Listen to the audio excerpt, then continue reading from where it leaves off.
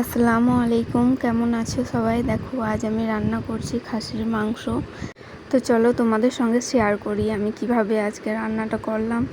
দেখো মাংসটা আমি ধুয়ে রেখে দিয়েছিলাম, তারপর সেখানে পরিমাণ মতো লবণ, হলুদ ও লঙ্কা গুঁড়ো দিয়ে ভালোভাবে মিশিয়ে নিয়ে এটাকে 20 মিনিটের জন্য একটা ঢাকনা দিয়ে চিপে রেখে দেবো। গাইস, আমার ভিডিওটা যদি ভালো লেগে থাকে লাইক, কমেন্ট, শেয়ার অবশ্যই করবে, তার সঙ্গে আমার চ্যানেলটা সাবস্ক্রাইব করো। উনুনে আমি হাঁড়িটা বসিয়ে সেখানে পরিমাণ মতো তেল গরম হতে দিয়েছিলাম। দেখো গরম হয়ে গিয়েছে, এবার আমি কেটে রাখা পেঁয়াজগুলো দিয়ে দিলাম। এরপর দেখো মাংসটাও আমি সেই পেঁয়াজের মধ্যে দিয়ে দিলাম।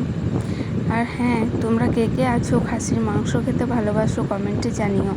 আর এখানে আমি বাটা মশলাতে দিয়েছি আদা রসুন বাটা, জিরে বাটা এবং শুকনো লঙ্কা বাটা। এটাকে ভালোভাবে কষতে হবে, ঠান্ডা জল একদমই দেওয়া যাবে না। আমি সেজন্য একটা পাত্রে জল গরম হতে দিয়ে দেব। দেখো দিয়ে দিয়েছি। মাংসটা কিছুক্ষণ কষে নিয়েছি। দেখো এবার একটু জল এখানে অ্যাড করব, গরম জল অবশ্যই। 2 মিনিট কষে নিয়েছি। দেখো খাসির মাংস রান্না আমার তৈরি হয়ে গেছে। তোমরাও ট্রাই করো। Tata, bye bye.